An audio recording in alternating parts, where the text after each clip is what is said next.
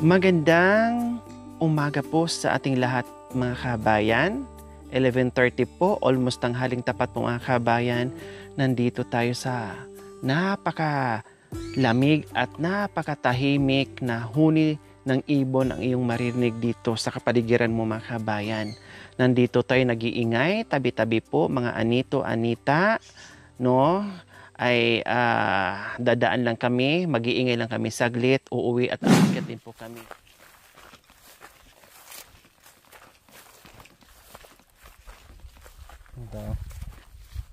Tao po. Tao po. Ay.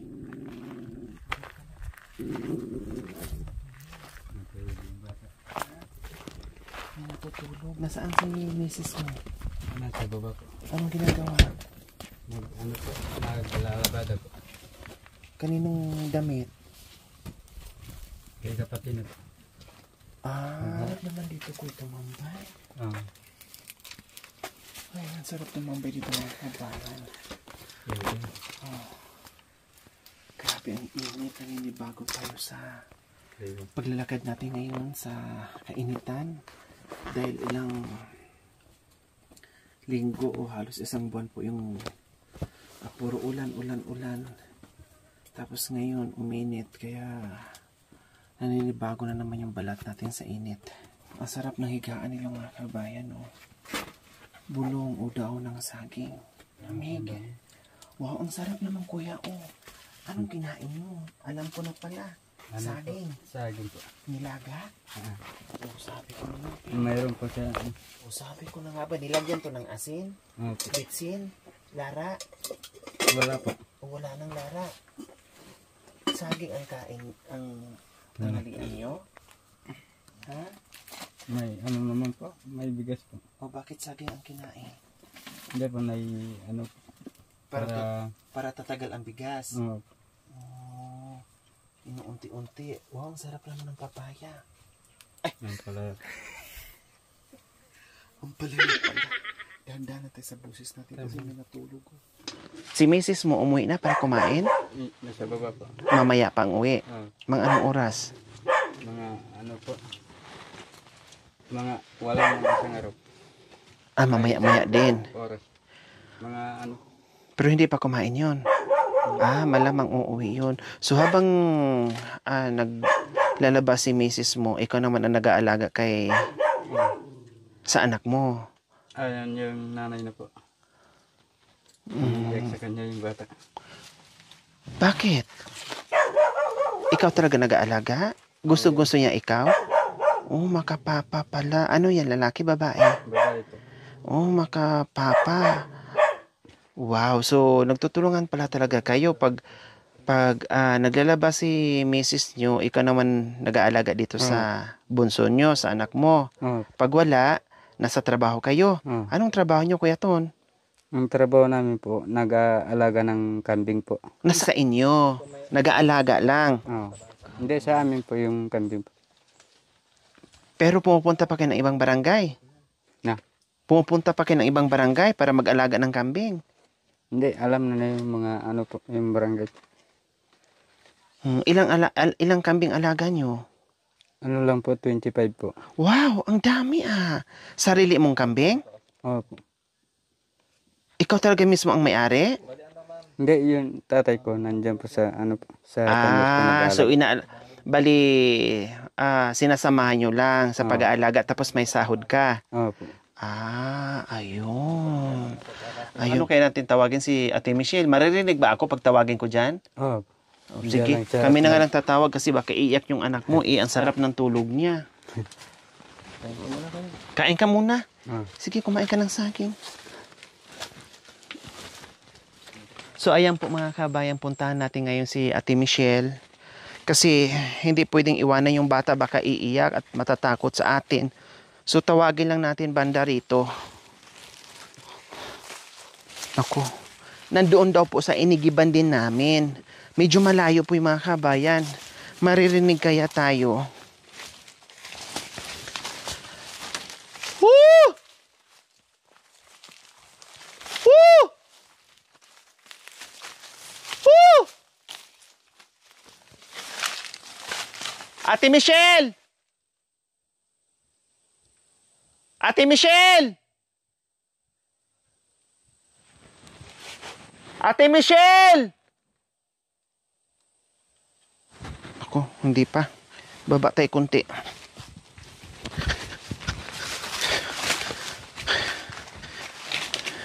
Ganito mga kabayan, pag walang kapitbahay. Pahirapan yung pagtawag pag walang tao yung bahay mga kabayan. Dahil saktong alas 12 po mga kabayan, nakita naman natin kanina yung kanilang tanghalian ay nilagang saging. Si Mister habang nagbabantay sa kanyang anak, kumakain na ng saging. Si Mrs. niya nandito pa rin sa igiban kasi naglalaba pa, hindi pa tapos. So tawagin natin, no, para kumain. Although meron silang bigas po mga kabayan, kailang para tatagal yung bigas nila. So meron naman po silang mga root crops, ay alternative po nila mga kabayan para hahaba o tatagal yung bigas nila. So siguro mamayang gabi na sila magsaing para makakain sila ng kanin. So ngayon ay nilagang saging muna. Yung kanilang tanghalian. Ate Michelle! Ay apo. Malayo na to.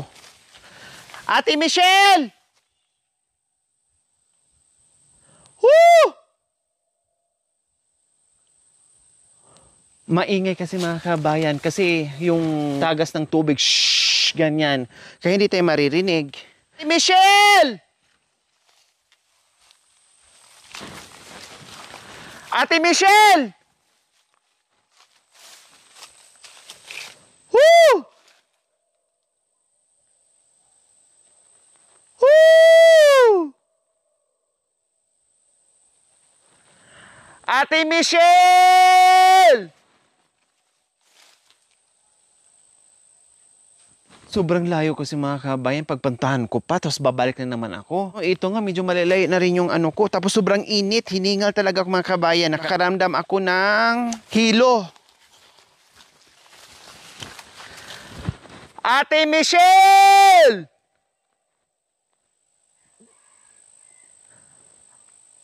Ate Michelle!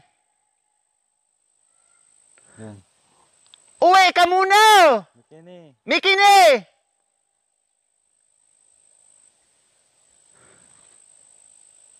Mikini! May Miki! Kumain ka muna para mananghalian! Rinig na ako doon, may bahay doon, oh, malayo. Yung tinawag ko, hindi sumagot. Yung hindi ko tinawag, sumagot, apo. Ate Michelle! Naku mga kabayan, parang wala pa. Akala ko siya na yung sumagot. Or siya yung sumagot kanina pero tinatapos pa niya yung kanyang labahan. Kasi sayang naman yung baba niya. Tapos uuwi siya na hindi pa siya tapos. And then babalik na naman siya. Napakahirap na. So anong gagawin natin ngayon? Waiting for so long tayo? Hayaan muna nating uuwi siya o ipasundo natin?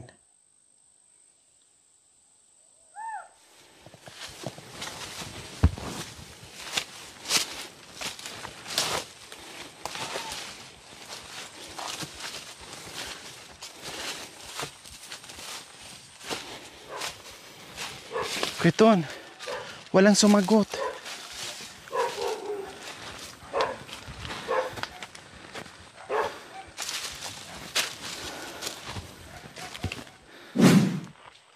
Tapos na kayo, Ate Michelle? Tapos na kayo maglaba? Tapos na kayo maglaba? Hindi pa? Naglalaba kasi. Hindi pa tapos? Tapos na po.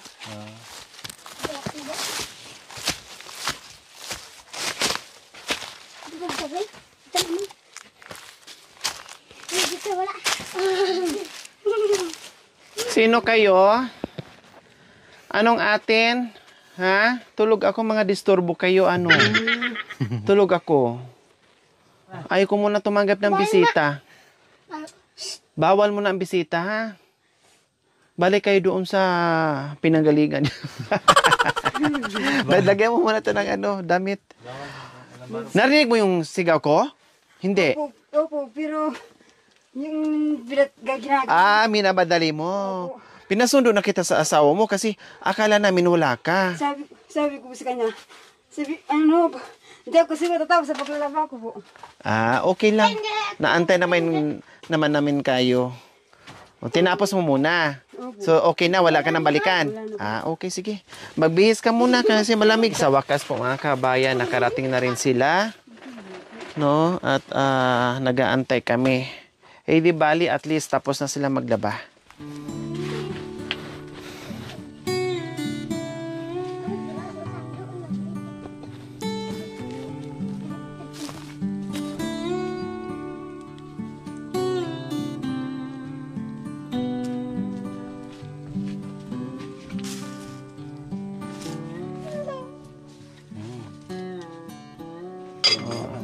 Kayo na sila yan. Ay, kumakain ng sili?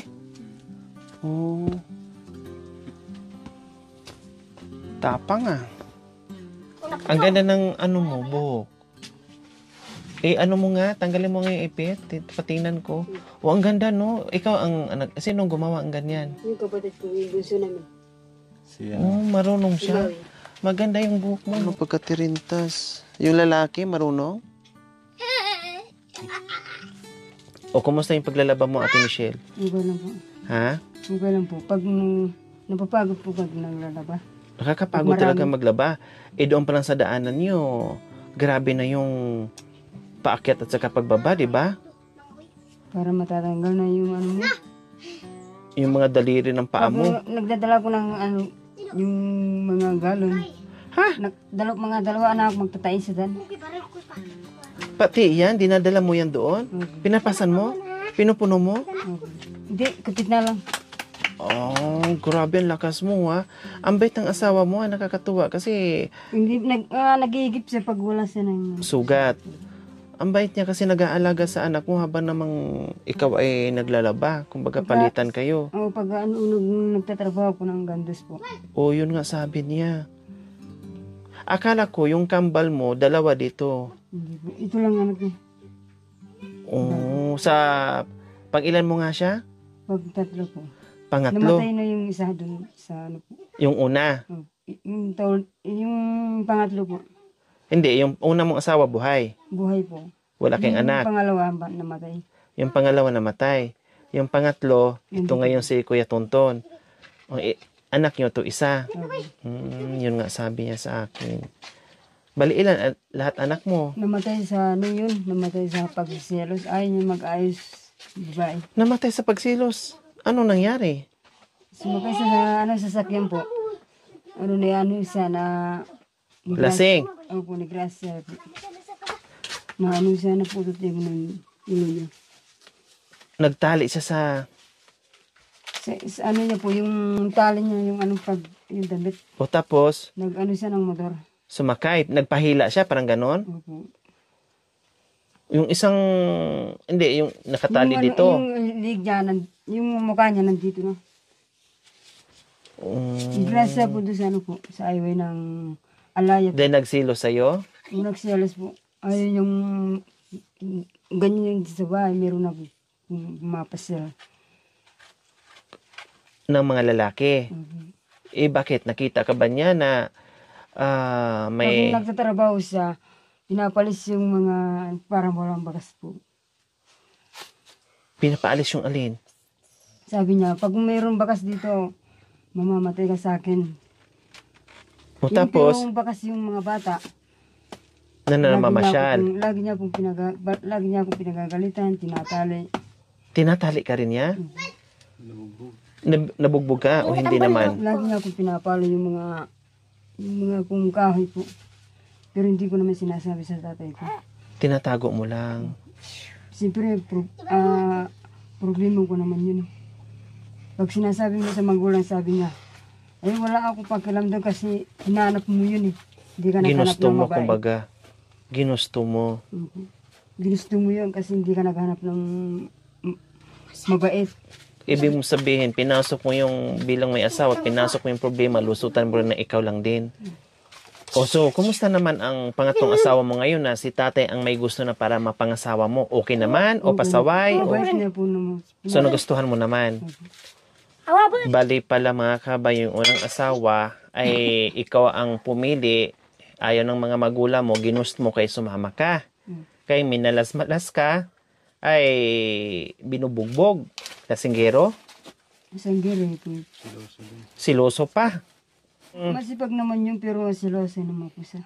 Ang matindi doon, ang masaklap doon kasi lalo na pag nakainom siya o kung iaandar, lalo na kung nakainom siya, kung aandar yung pagiging siloso niya, mabubugbog ka ng di oras. Yung alaga niya po. Naalaga niya yung namatay. Lagi niya pong pinapalo. Kasi sabi ko sa kanya, hindi mo naman anak yan, lagi mo silang pinapalo. Para po kinuha ko sila para alagaan natin yan. Kasi hindi niya anak. May anak din kayo noon. Nandun po sa lola niya po. Nasa lola Lalaki. niya. Ganyan po kalaki. So, bali ilan lahat ang anak mo? Isa lang anak niya, saka isa lang anak niya po, yung namatay. Isang kambal, saka, Hindi, tatlong anak namin si tatay niya. Saka yung isang anak namin yung namatay. Saka apat. yung pangatlo po, isang anak namin. 5. So, kumain ka muna. Habang nagpapadidi, kumain ka muna ng saging. Bigyan mo si mama mo, be. Kay gutom din, hindi biro ang maglalaba. Nadatnan ko sila kanina. Ayan ang kinakain ng asawa mo. Nilagang saging. Kasi may bigas naman daw, kaya lang para daw makatipid at Nakatipid kami po. Unti na lang po yung bigas na yun. kay mamayang gabi na kayo magsaing. Hindi siya ng bigas na pag may sugat. Maghahanap po siya pag wala na po. Kasi mahirap nga naman po mga kabayan. Lalo na ngayon, ibasa pa yung lupa. May dalawang paa pa naman talaga yung mga kabayan na may sugat. So mahirap po yung mga kabayan kasi lalong titindi yung sugat. No? Baka mamaya lalala pa. Kundi lalong tuluyan na hindi na makapaghanap buhay. Kaya nagtitipid muna sila sa bigas at palaga-laga muna sila ng saging. Paano yun, Ate Michelle? Pag kumain kayo ng saging, ito na yung tanghalian nyo. Hindi na kayo maghanap ng kanin. Paggabi po, magluluto kami ng kanin. Yun na yung hapunan nyo, kanin na. Anong ulam? Mga laing po ng yung mga apalaya. Maghihingi kami sa iba po. Manghihingi ng gulay.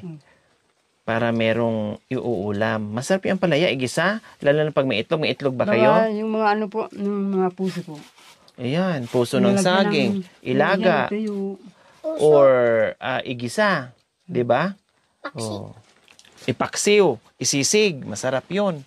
Okay, sige. Mayroon lang tayong inaantay. Tamang-tama yung dating po namin mga kabayan. No? Meron lang bigas, pero konti na lang. At tinitipid nila. Kaya saging ang nadatnan natin na tanghalian nila.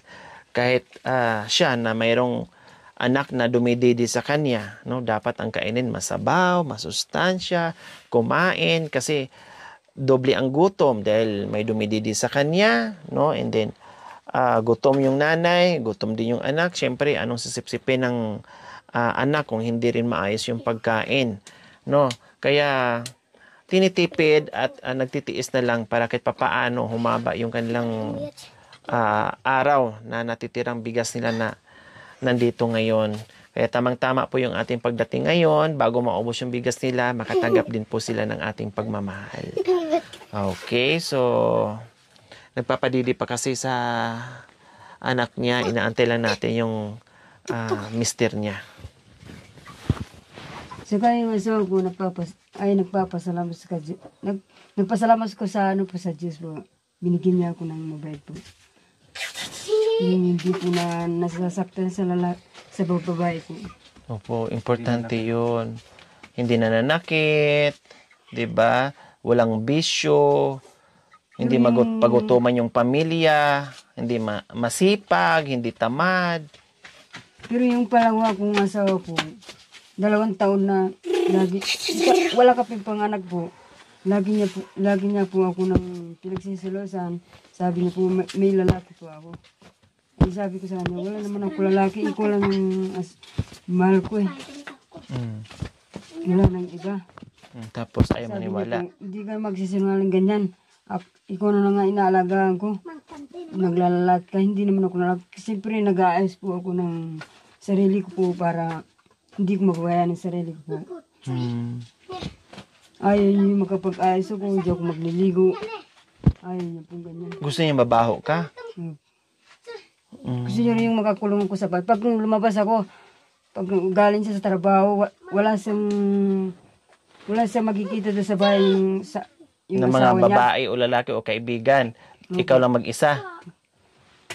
Tapos dumating siya galing sa trabaho. Nakita niya naman yung may kukwento ako ng kasama kong babae. Ayaw niya. Tapos umalis na yung babae. Tinali niya na naman ako. Anong pangtali ang ginagamit sa iyo? Yung mga suga po. Suga. Yung ganyan po. Yung ganyan talaga? Hindi. Lubid? Lagi ko nag-iyak ako. Sabi ko sa sarili ko. Nagsisipo ako. Sana hindi ko nahanap yung lalaki. Kala ko mabait ko siya. Kung hindi siya namatay, hanggang ngayon nandoon ka sa kanya. A few moments later.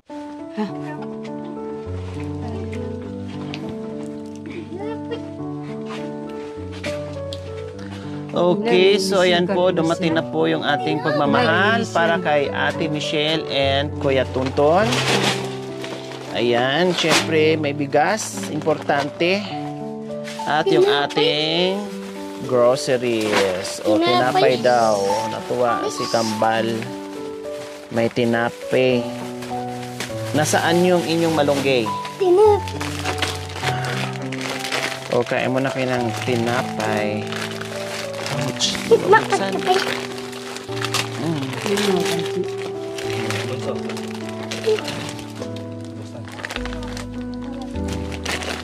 So, bukod dyan sa ating bigas, syempre, yung ating assorted groceries, may gatas, may kape na rin, no? At iba pa. So, ayan, Kuya Tonton, kanina dadatnan ko kayo kumakain ng saging. Ano ngayon sa pakiramdam mo na merong dumating na biyaya? Masaya ka ba? Salamat po. Nagpapasalamat ko po. Binigyan na po ng Diyos na pa. May dumating po sa akin ng biyaya po. Salamat po sa biyaya.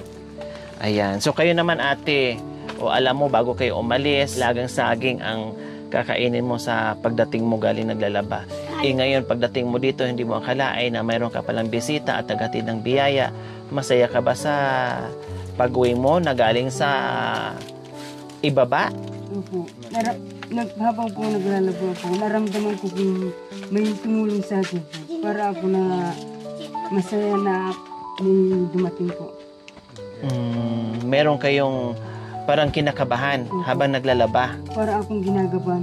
Meron naman po tumulong pala para sa akin. Sanang- Kaya nagpapasalamat ko sa Diyos po. Opo, kinakabahan kayo na merong paparating na biyaya o kinakabahan kayo kasi merong parating na panglima?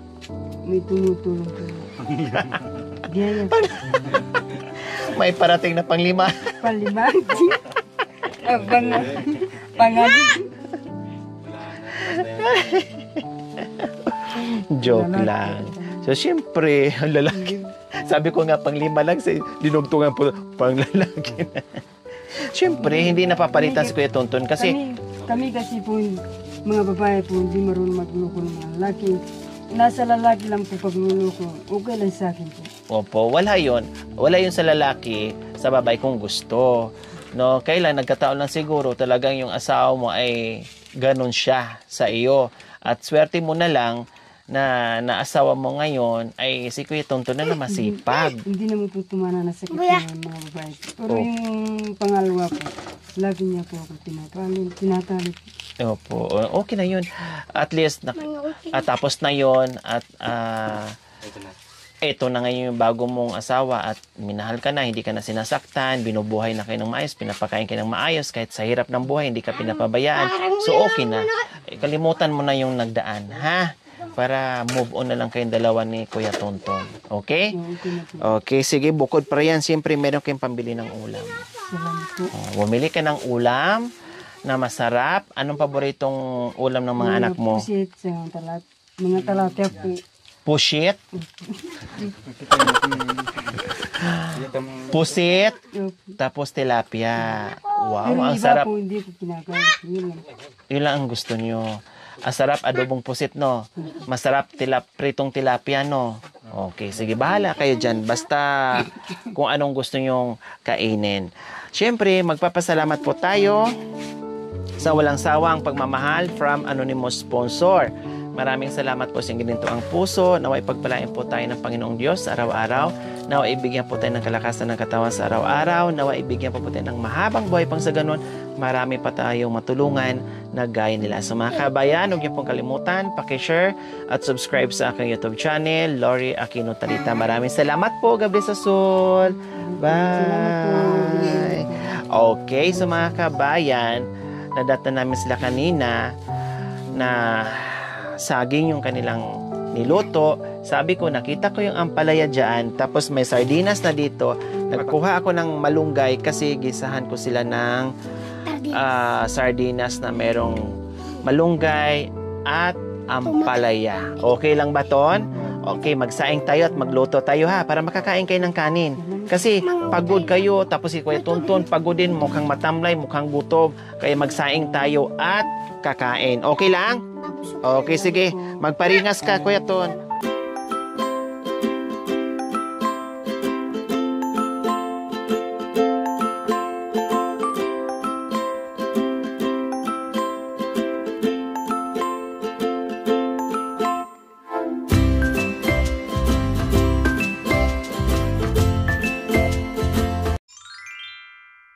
Thank you for watching. Don't forget to like, share, and subscribe.